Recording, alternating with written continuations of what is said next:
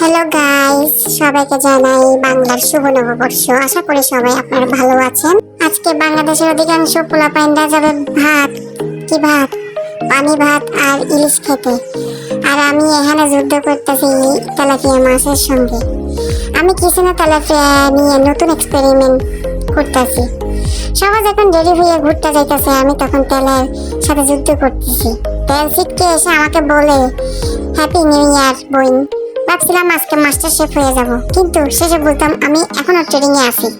মাছটা দেখতে একদম পারফেক্ট, কিন্তু টেস্ট একটু সারপ্রাইজ আছে। এভাবে হাসি ভুল আর একটু পোড়া গন্ধ নিয়ে শুরু হলো আমার নববর্ষ। কার কার নববর্ষ কেমন কাটতেছে একটু জানাবেন।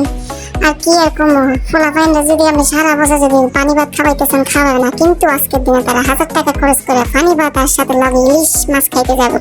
সবাই ইলিশ মাছ খাইবো আর আমি তেলাপিয়া মাছ খাবো। একটু ডিফারেন্ট, বুঝেন নাই? আমার আপনাদের একটু ডিফারেন্ট, তাই ডিফারেন্ট খাবো আজকে। বাই, আল্লাহ হাফেজ।